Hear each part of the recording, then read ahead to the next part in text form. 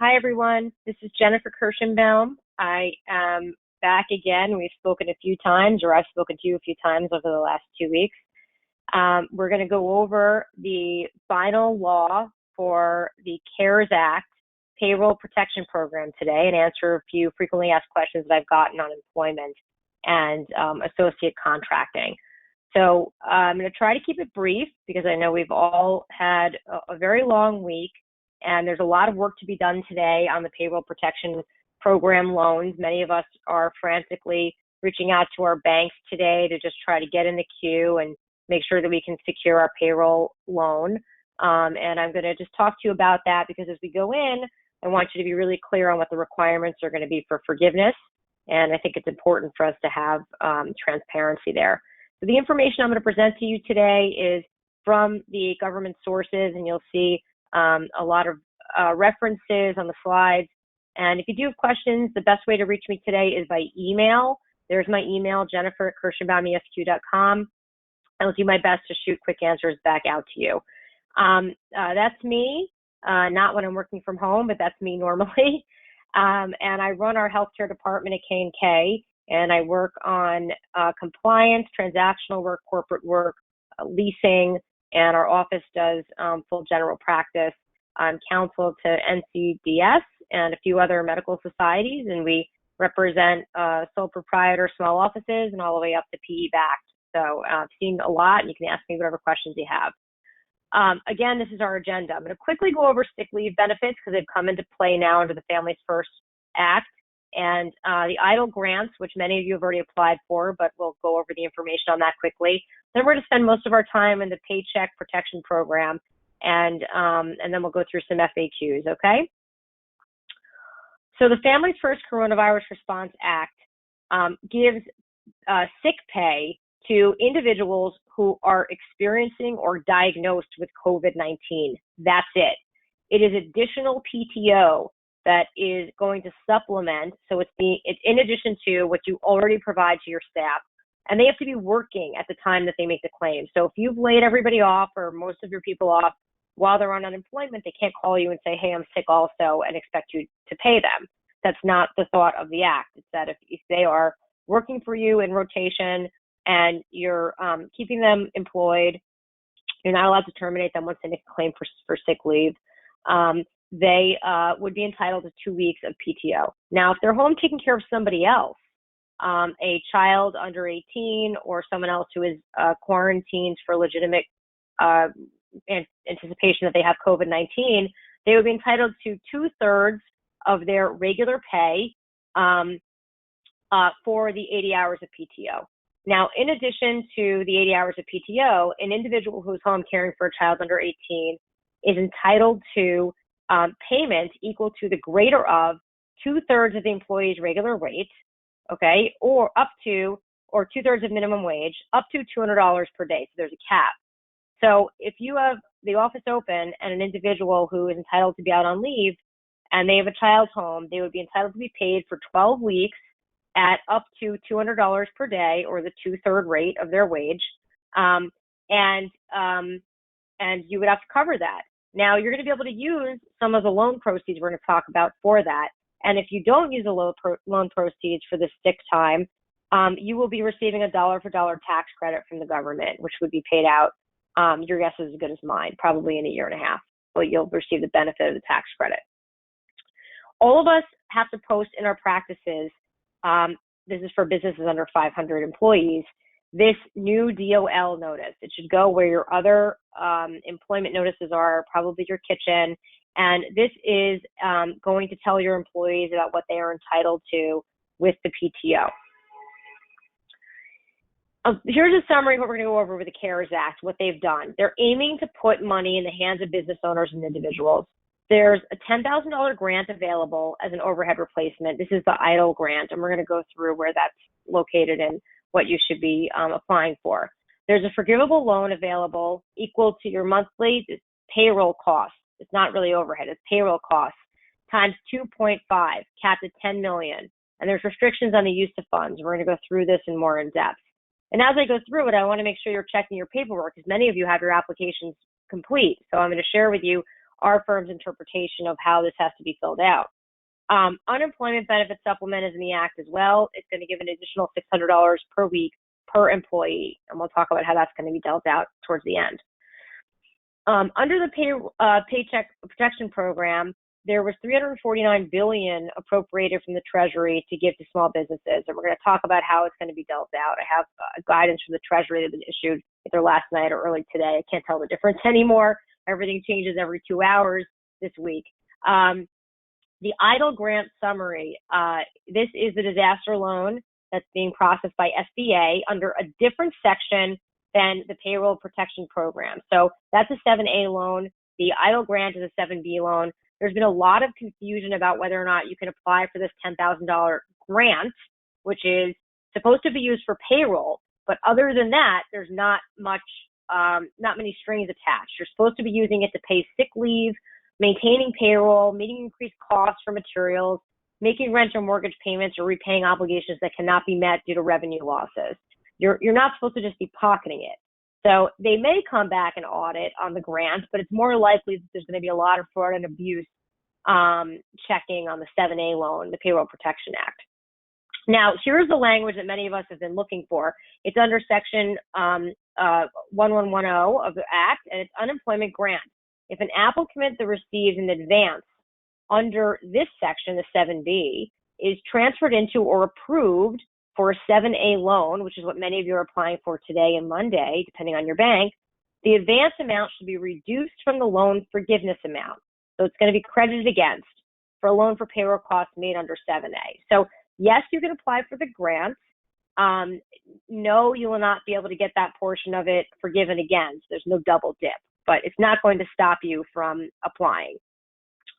Under the 7A loan, you are allowed to use money you're going to receive for payroll costs, costs related to continuation of group health benefits, employee salaries, commissions, payment of interest on any mortgage, rent, utilities, and interest in any other debt obligations that were incurred before the covered period. Now, to be clear, this is what you can include in your calculation of how much you're entitled to. So for many of you with the application in front of you, you have the box of monthly payroll. I don't have it in front of me because I have this in front of me, but monthly payroll average, right? And we're going to talk about where you're going to take the average from. But you're supposed to be adding up the salary, wage, or similar compensation, so it could be distribution if it's to yourself, payment of vacation, family, medical, or sick leave, allowance for dismissal or separation, so any severance payments can average in there, payment required for group health care benefits, payment of any retirement benefit can be added, and payment of state or local tax assessed, not federal. You have to break out the taxes. So it means the sum of all these things. Notice that independent contractor is not listed. This is just for employees, okay? And it's all these amounts. And then we're going to get to the caps on it in a minute. A separate category is the sum of any compensation to or income of a sole proprietor or independent contractor capped at $100,000 a year. This is a separate category. So the business is, we are not going to include the independent contractors in our computation. Prior advice was that we thought possibly we could include, and now we've received clarification from the Treasury, and we think that those numbers have to be parsed out and excluded from the amount that you're going to be asking for. There are caps to what you can ask for per individual. So the compensation of an individual employee in excess of an annual salary of $100,000 prorated, so that's $8,333 per month. That's the cap that is not to be included in the payroll cost. So for yourself, you likely earn more than $100,000 per year. The credit that you were giving next to your name, because it should be broken down by employee, add it all up, and then divide it. And that's the number you should put in an application. So next to you as employee or owner who's receiving distributions or payroll, there should be an $8,333, and that's it. There's no add back for any group health care benefits or anything else. And when you add the whole sum together, you should look to make sure that when you divide the number of employees you're reporting, that that you're not exceeding the $8,333 for everyone who's included, because then possibly you wrote down the wrong number of employees that you're including on the application.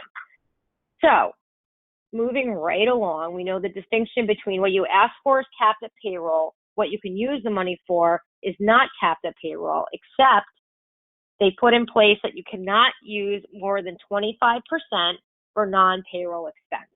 So they are expecting you to take any loan proceeds and use it to pay your payroll expense. How are you supposed to calculate your payroll? They would like you to calculate it during the 1-year period before the date on which the loan is made. That being said, the application says something different. So we're going to go by the application. The application says that many applicants are going to, and they will accept 2019 as your calculus. So you're going to take 2019, you're going to take the total gross, capping each individual person's allocable attributable amount at the $8,333, and then you're going to divide that by 12. Then you are going to multiply that by 2.5, and that's going to be the amount of loan that you can take. Now, if you are a monster practice and that number is close to or flirting with 10 million, your loan is going to be capped at $10 million. Now, this is for a business that was not in operation. I'm going to skip this slide because that doesn't apply to most of us. We were all in operation beginning on February of 2015, of February 15th, 2019. So we're going to not do that slide. Eligible recipient requirements. This is what everyone's going to have to state. You don't have to prove that you have a lost revenue, but you're going to certify that the current economic conditions make necessary the loan to support the ongoing operations of the eligible recipient.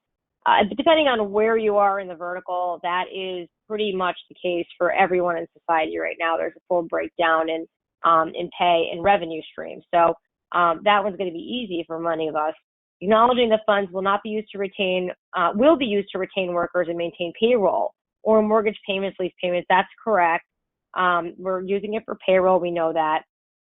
And that we don't have another application pending for a loan under 7A, right? That we're only making one loan, and that during the period between February 15th, 2020 and ending in December 31st, 2020, you have not double dipped again. So it's just double dipping they're concerned about.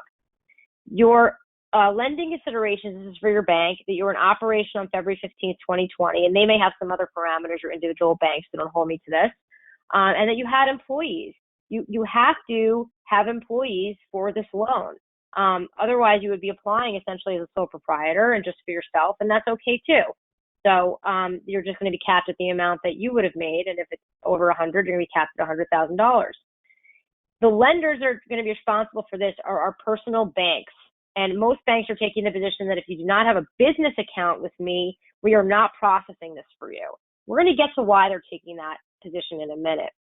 This is a non-recourse loan. You are not required to make a personal guarantee, and you are not required to offer any collateral. That being said, there will be a loan document that you will likely have to enter into, and the bank would potentially be able to have, no collateral. So we'll see what the banks are going to do. But each individual bank is going to have guidance from the Treasury that's going to be the same, and then they're going to have some discretion in how they're going to implement. So let's see what that's going to look like. The bank is not allowed to charge you any fees at all to process the loan. They're going to get paid by the government. The interest rate for this loan is going to bear at 4% or less. I think right now the Treasury is issuing guidance that's going to be 1%. So we'll see how that plays out, but that should be the case. There's going to be 6 months at a minimum deferral for any payment of principal interest, and there's going to be no fees, and there's a cap on that for 1 year. It looks like the loan term max is going to be 2 years. So you'll have 2 years to pay this back, any portion that's not forgiven. Your lender is going to get paid based on the size of the loan that you are issued and entitled to. So 5% of the loans, not more than $350. So if your practice is less than 20 employees and you likely are going to be under the 350 mark, then there's going to be 5% paid to the bank, which is not a bad interest rate if you were going to the bank. At between 350 and 2 million, this is where it starts to get dicey for the bank. They're down to a 3% VIG on the loan and no fees up front. So this is less than they would be making.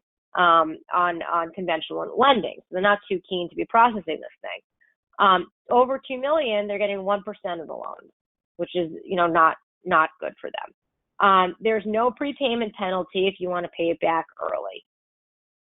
You will receive forgiveness on this loan if you properly document, and if you need help with that process, you'll let me know, but if you properly document that you're using it for payroll costs, any payment of interest on a covered mortgage obligation for a property that you purchased before February, any payment on any covered rent obligation, and any covered utility payment, you will qualify. That's for money that's spent during the 8-week period beginning on the date that you receive the money. So to be clear, you have 8 weeks to spend any money that you get for it to be forgiven. If you repay anything or you use it for payroll outside of the 8-week period or for any other purpose, that amount you borrowed and now will have to be repaid as a loan. It will not be forgiven, which is fine. Most of us need cash now. So this is capitalization. It's going to be, it looks like 1% interest. So you can use it for what you need to, but just know that you may not get to keep it. You're going to have to pay it back. So we went through expected forgiveness amount, eligible recipient we went through. Covered utility means electricity, gas, water, transportation, telephone, or internet. That service began before February 15th. So you can use the money that you have, the 25% allocated towards this. And to the extent that you don't follow the rules of the loan, you're not going to jail unless you committed some sort of fraud and you're caught. But you will not be able to get that amount forgiven, potentially. Okay, so not later than 90 days after the date on which the amount of forgiveness is determined, the administrator is going to pay, so the government is going to pay the lender an amount equal to the amount of forgiveness, plus any interest accrued to the date of payment. So you're going to be off the hook. The government's going to repay the bank. The limits on forgiveness have to do with you, the employer's retention of staffing. Now, I want to get clear here because many of us have not been able to carry payroll. That is okay. You will not be penalized for anyone terminated during this time period. You will have to rehire everyone by April 26th to qualify for forgiveness. So you're going to have to hire, if you want to get whatever you take out forgiven and you ask for the appropriate amount and you want to use it the right way, you are going to have to rehire your FT, the same number of FTE per month employed by April 26th. And you're going to have to maintain their employment through June 30th of 2020. So let's just play this out here. We apply today. We get the money, supposed to hit fairly immediately. You have until April 26th to hire everybody back completely. You were only allowed to use the funds you want forgiven during an 8-week period, and you have to use 75% of it on payroll. So let's say the money actually hits on Monday. That's still early April. That means that early June, when we may or may not be completely back to normal, you are going to have staff on until the end of June and pay them. So for many people, we may not need our staff full freight. So at that point, there's going to have to be an assessment done. Can we carry everyone for the remaining couple of weeks? Have we received enough revenue? Are we ramped up enough where it makes sense? I don't think anyone has the answer of what's going to be in June right now confidently. So we're going to take that one as it comes and see what the economic decision is. Maybe you carry the loan and maybe you can't carry the full staff for the rest of June. We don't have to decide right now. And we'll get to the other ways that staff are being paid. Okay, so you will be dinged for staff that are not kept through June 30th. There will be a reduction in the forgivable amount, which is what you need to know. This language that you're looking at that you have maybe no interest in reading, this is the actual law, which I felt was important. I spend my time representing professionals, and I thought it would be interesting for you to actually see where all of these bullet points are coming from and all these emails you're getting from lawyers and accountants. So I thought I would put the language in front of you. So here's the limits on forgiveness. The amount of the loan should be determined with regard to a reduction in the number of full-time employees. We went over this, based on how many you had, and you're allowed to rehire. The application for forgiveness is going to be made to your lender, and they're going to decide whether you qualify. They can look at your payroll tax filings, state income, payroll, and unemployment insurance filings. They can look for canceled checks. They can look for whatever they want. They're allowed to ask for additional information on forgiveness. So on the way in, the money's going to be delved out, preliminary or no review. On the way for forgiveness, there's going to be a process, which is more equivalent to what we are used to when we seek funds or we go for a mortgage. We've all been through this process one way or another, personal or for the business, and they can ask for an exhaustive amount of materials to support. So we'll see what the banks are going to do. Each bank is going to be a little different, just like they are today with accessibility for the portal and application. I know BAML was up this morning. I heard Capital One's going to be up midday. Signature is going to be up later.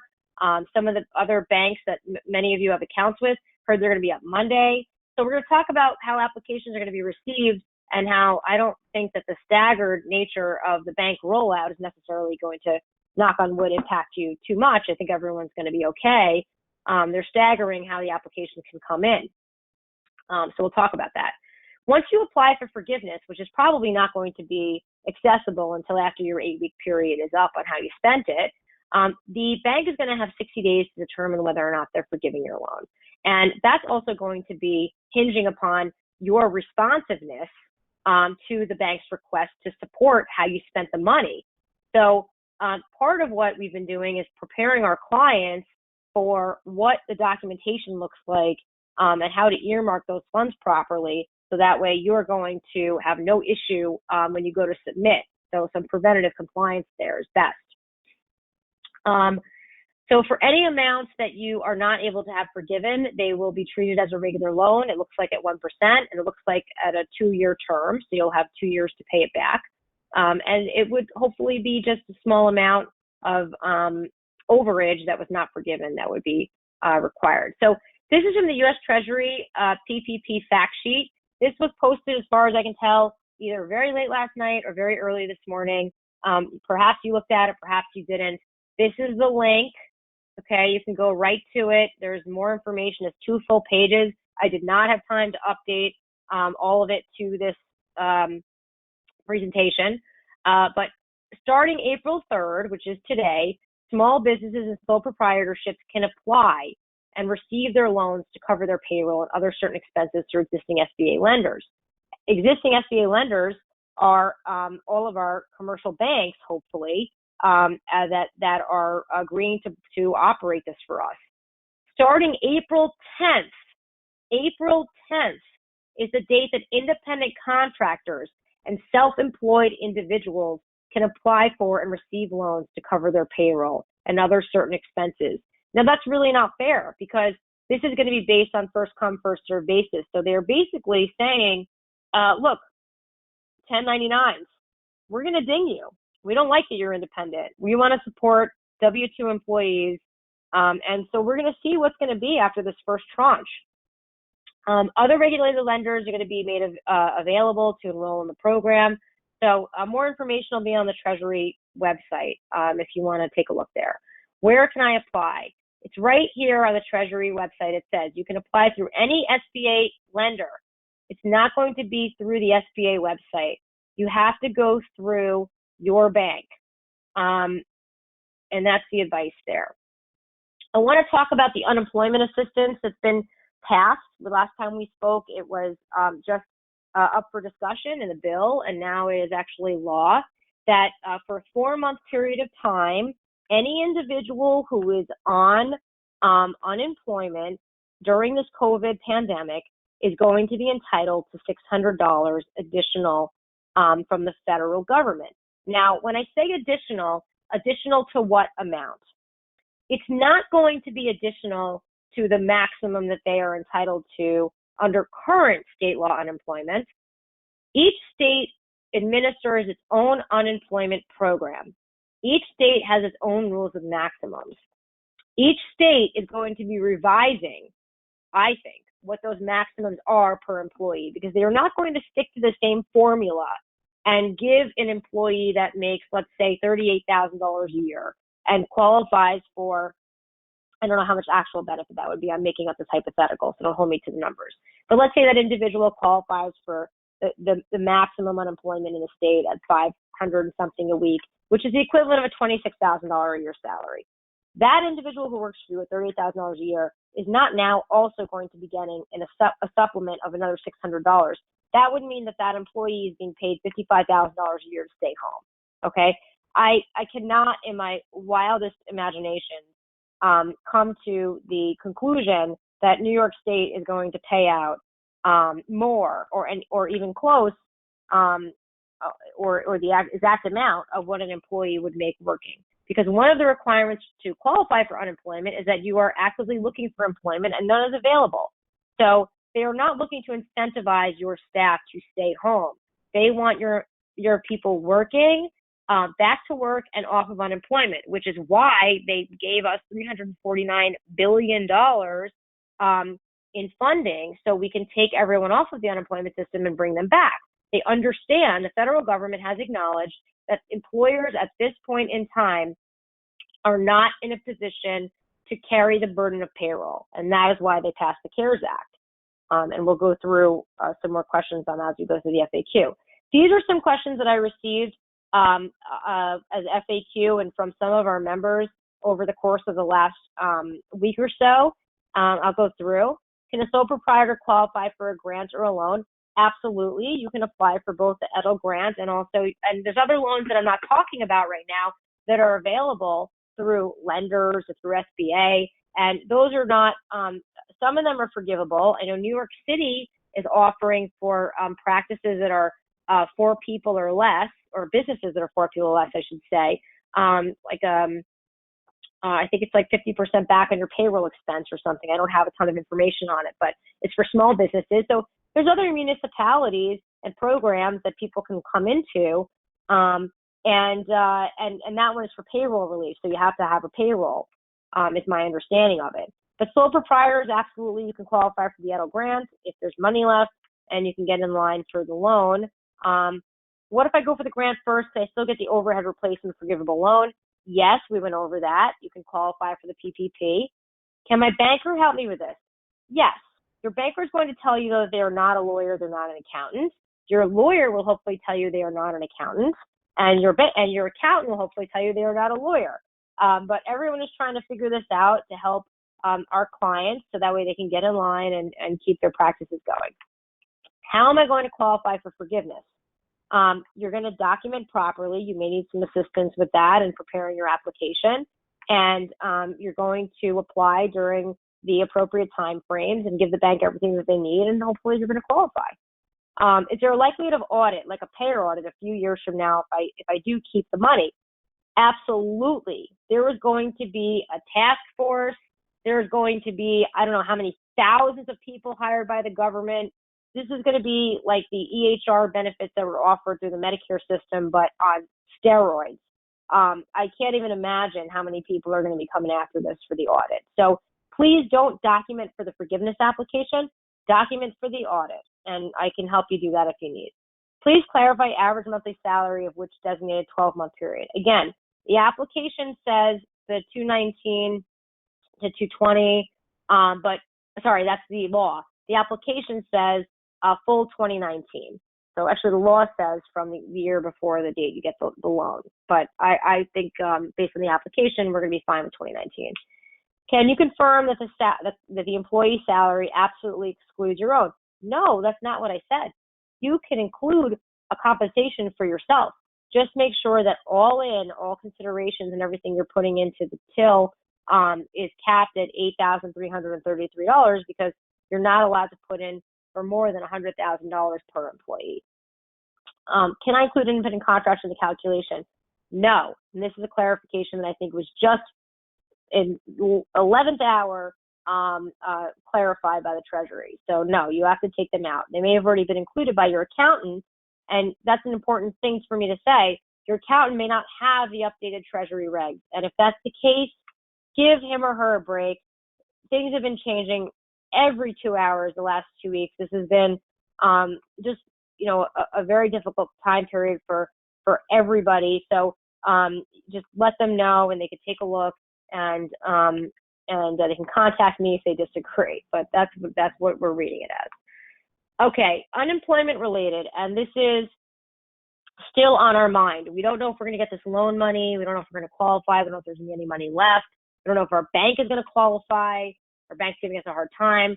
So let's just talk about our status quo for the moment, and then there's going to be other employment questions as we move forward. Under current conditions, we need a skeleton crew, a few half days a week. Those still working can't survive without part-time unemployment. We can't survive without a few part-time employees. Logistically, how does this work? Well, we talked about a few times not carrying the payroll and terminating employees as opposed to furloughing, which is my preference, because the furlough, I don't like the furlough. Terminating, so the employees that are fired, they should have filed for unemployment, and now you want to call them because you need some help a few hours a week. That is completely fine. This is the language under New York State unemployment FAQs. Here is the link, and they have a lot of FAQs. You can go over there and look. If you work less than 4 days in a week and earn 504 or less, you may receive partial benefits.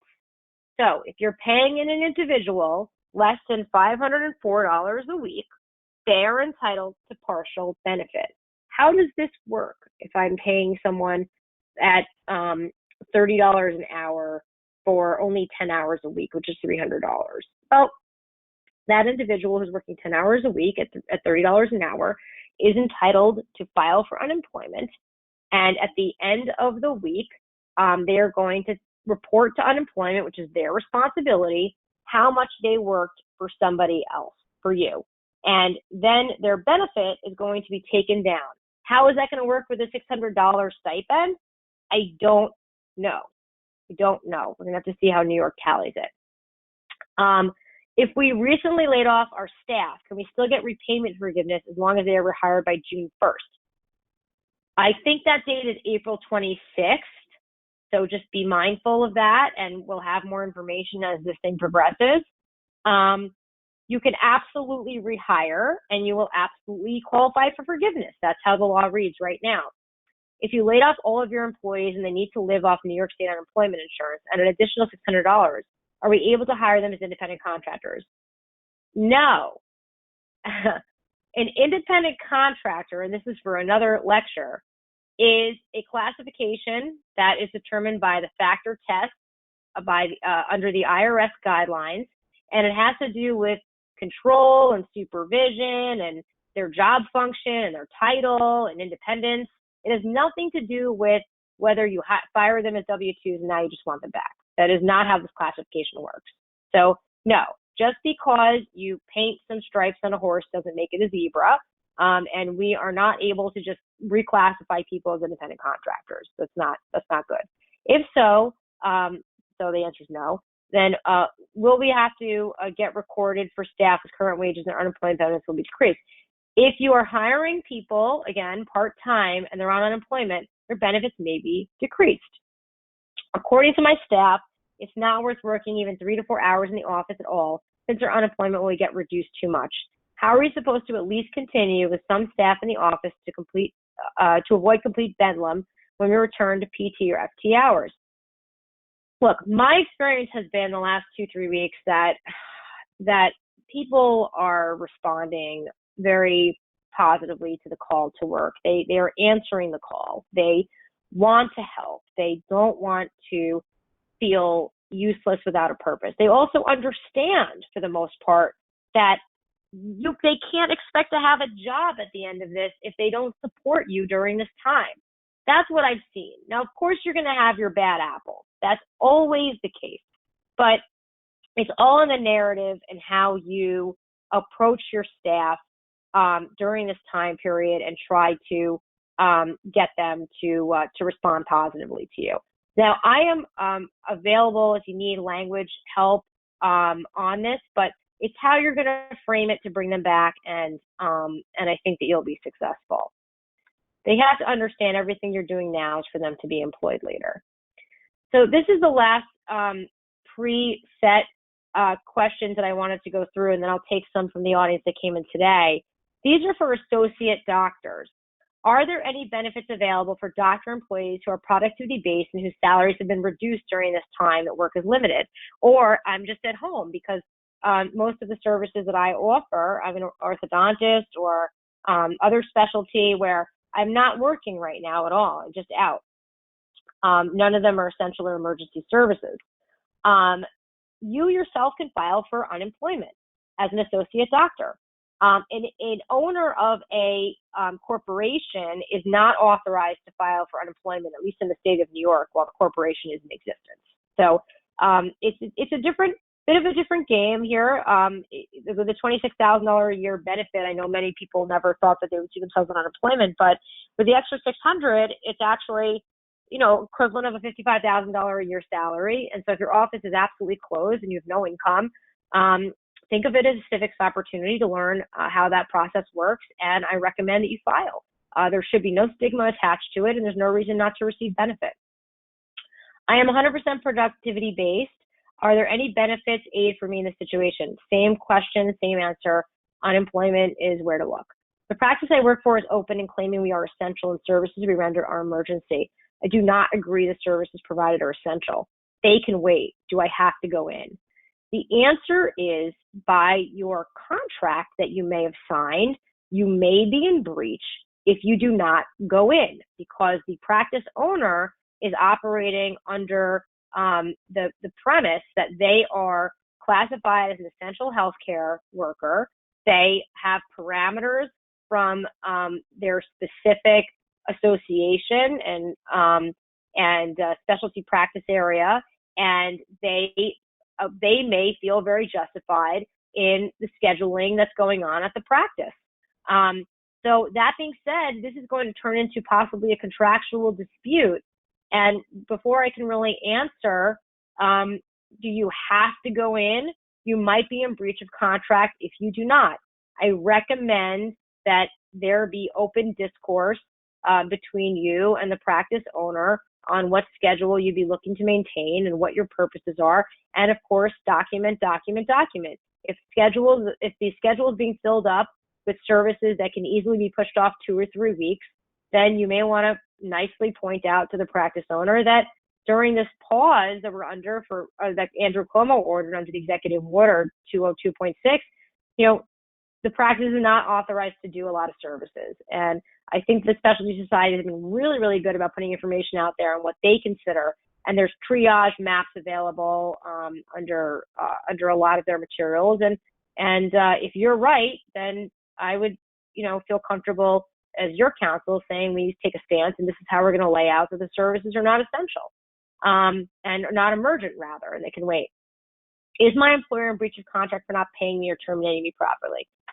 There's going to be so many lawsuits, which if many of you who work with me already know, I hate lawsuits.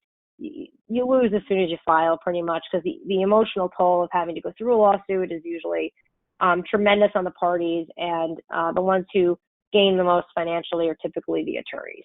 So there are going to be a lot of lawsuits on breach of contract issues and improper termination, or some practices are not engaging in the right discourse with their associates and documenting that they're agreeing to a deferral, or they're agreeing to forego salary at this time, or productivity. So we want to be really careful about how we proceed there. I would recommend that anything you want your associates to agree to, or vice versa, to your employer to agree to, make sure it's in their writing, even if it's an email exchange. And I think, again, going back to the prior comment that most people are looking to be good citizens here, that's the reality. But it's hard to do that when there's no open communication. So the best answer I can give there is try to speak to each other. Now, I've heard from, I don't want to say 100, but a large number of associates that are just not happy in their current roles, and they also have been taken off of salary or told not to work, and they're not going to be paid, and their productivity is being held from them for prior months. And where that's the case, and they're looking for a way out, now might be the time when everyone has just a little bit of time potentially to discuss an exit. And, both sides have leverage here. The associate has leverage because the agreement has not been terminated appropriately and there may be money owed. And the employer has leverage because they do have certain components of the contract that may include restrictions, non-compete, non-solicit. So we should be looking to those provisions now and seeing if there's anything that we want to go over in this discussion. So I'm going to try to take a few of the questions that that may have come in, and there are a lot, so we'll do some of them now. And okay. The question is, can I just keep my 3 employees on unemployment? Yeah, absolutely. Of course you can. If you decide you're not going to go for this loan or you just don't think the loan's going to work for you, which absolutely is potentially the case. So you can keep them on unemployment. You don't have to worry about this loan contract if you don't want.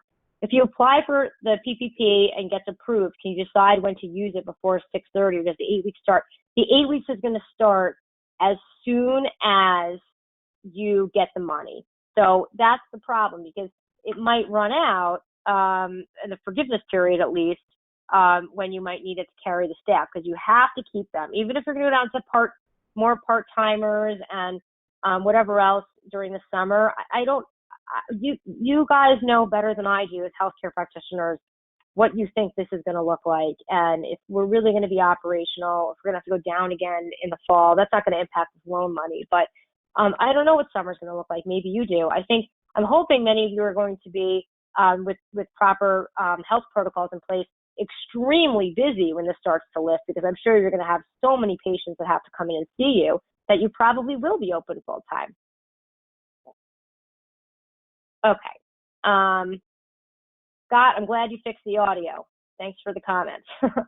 I am a member of a PLLC and take a draw for my business. Do I get to include? Yes. You're going to cap that at $8,333. Which banks can we use? The ones that you have accounts with, you're going to be stuck with. What is the best way to approach the landlord about working out the rent?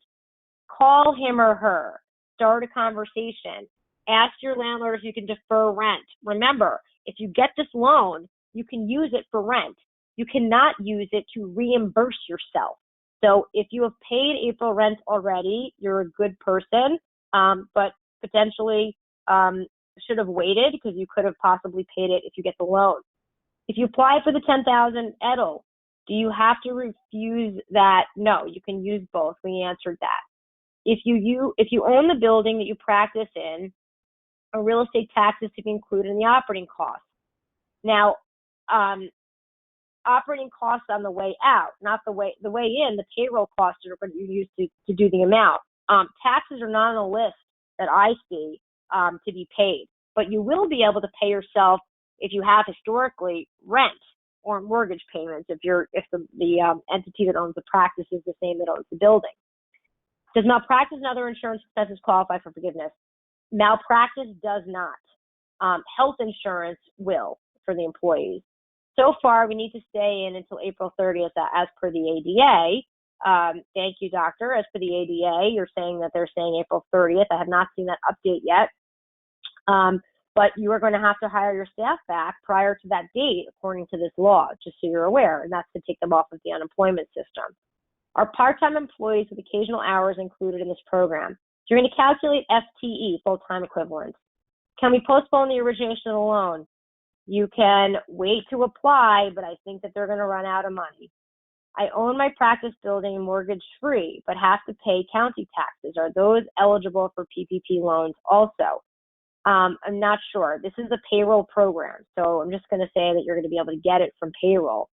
The April 26th rehire date, how can they make us agree to that? Well, that's what's in the law. Sorry.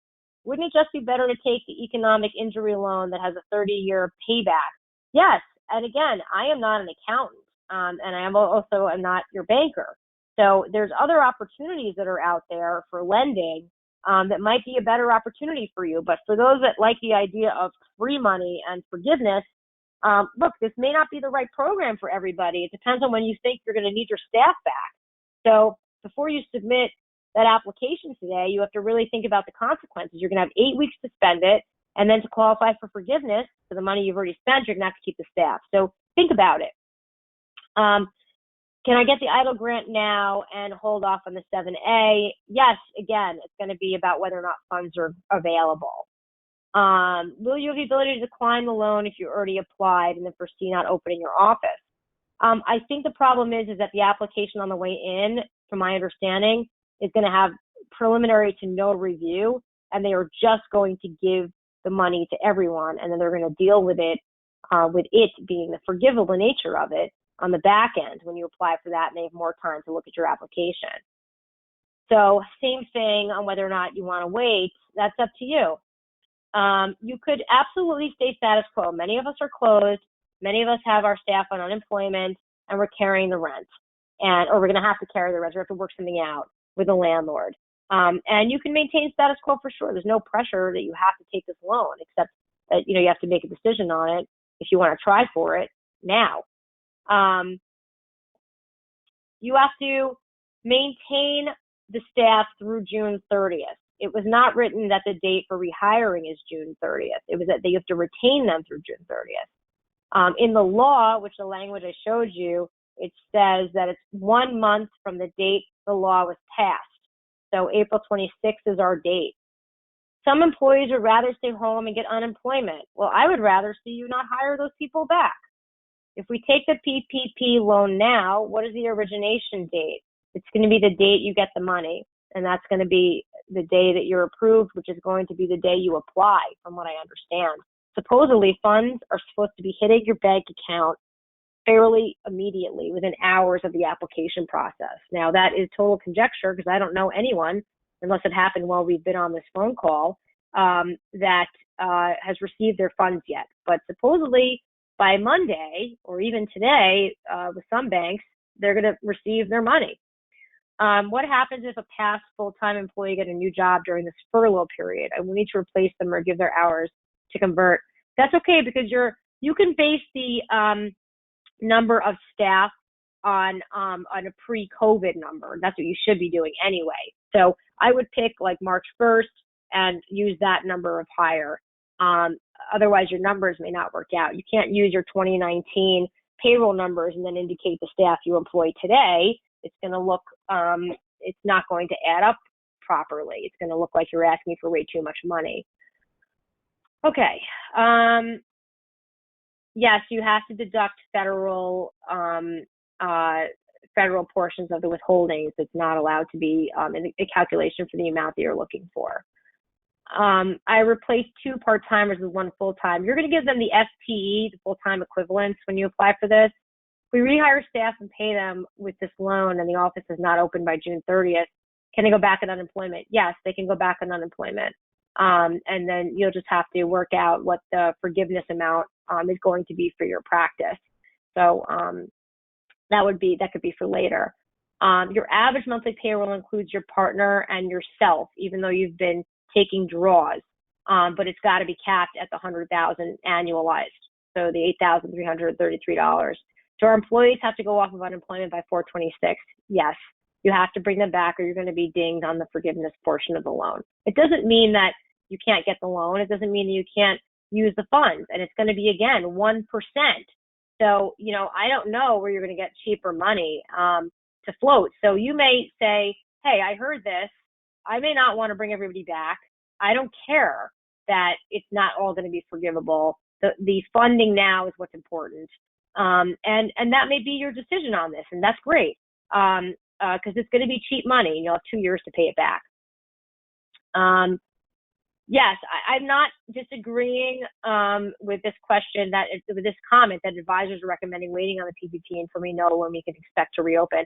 I think that's smart money because, again, unless you're just happy to have the capitalization, I can't give you an answer on what's going to happen. If you run out of time, of runway, and you don't keep your staff until the end of June, which you're going to potentially have to carry, then you're going to have to, you're going to be subject to less amount being forgiven. What if the state does not allow offices to open by April 26th?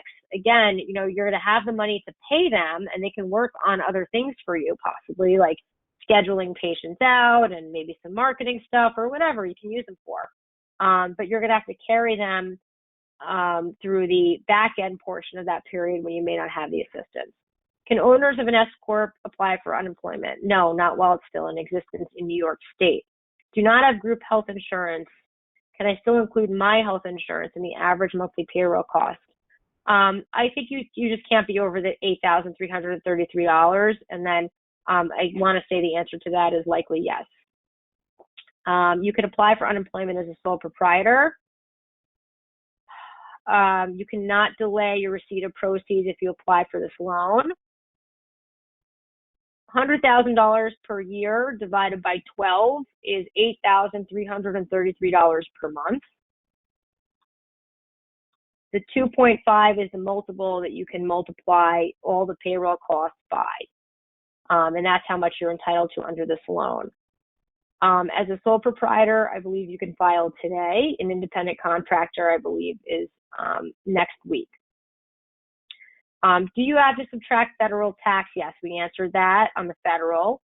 Can practice owners only apply for the loan for themselves and let staff stay on unemployment? No, because you're going to have to apply for the office as a whole based on your historic 12 months trailing, depending on which numbers you use. And then you're only going to be able to use the loan, if you want it forgiven at least, on payroll. Owner of a small practice, you can apply for unemployment if you are a sole proprietor. If you have 5 employees and one doesn't want to come back, how does it affect forgiveness? Well, it may not, depending on how your bank is going to calculate the forgiveness. I believe you are allowed some deviation in the staffing levels, so it may not. And if she doesn't want to come back, okay, no problem. Then the terminated status is going to stay. Now, if you furloughed an individual that refuses to come back, I would recommend that you send a termination letter, so that way it's clear. Can you let employees go June 30th if you take the PPP? No, you have to. Well, yes, absolutely. Answer that. Yes, you absolutely can let them go after June 30th pursuant to the law and still qualify for forgiveness. Can the loan be used for website maintenance, monthly fees under utilities? Yes, but only 25% of that amount. Everything else has to be on payroll. Okay, the loan probably won't be available if you wait until closer to April 26th. You have to have it spent in the 8 weeks. Once I get the EIDL advance, can I use it for rent now, then the PPP after 4/25 for payroll? Yes, but I don't think you're going to be able to get the money later for the PPP. What happens if you open an office on April 26th and some employees refuse to come back because they are making unemployment and don't want to risk COVID? Well, then unfortunately, my advice is you're going to fire them. And other people will come work for you, because I don't think all of our practices are going to, unfortunately, make it through this. So there will be people that are looking to come in and work. And we'll see. I mean, everything I'm reading, and you may know a lot more than me. I don't know what you guys have access to that you're reading, but it looks like we're 12 to 18 months from a vaccine. So we're in a post-COVID world right now. All right, that's pretty much the rest of the questions I see here are somewhat of the repeat. I want to also say before I sign off on this discussion, I don't know if or when we'll do another one, but some of us, or most of us, are going to have free time the next 3-4 weeks as we sit home. This is a great opportunity to do some of that work that we just never take the time to do. I recommend doing your security risk assessment during this time, which is the online questionnaire about your HIPAA compliance through your electronic system. That's a great thing for you to do. You should sit down and think about the positions you have at your practice and write out the job descriptions for your staff. What do you think each role is supposed to be? Write out try your hand, open up PowerPoint and try to make a chart of hierarchy in the practice. Just all of the preventative HR compliance things we never get around to. HIPAA, you can review your HIPAA protocols. These are all things that I recommend because these are the things I'm always hounding you to do that makes a difference on compliance and patient protection. And you have exposure for these areas when we get back to work. And when we're all in full swing, it's the easiest stuff to get ignored. So I'm going to leave you with that. I'm going to thank you all for the work that you do, keeping all of us healthy. And any questions, you can always contact me. Email is probably best right now, but phone is completely fine. Any questions? And I want to thank the Society for hosting me, and I'll be available during this time. So be well, and I'll speak with you soon. Bye-bye.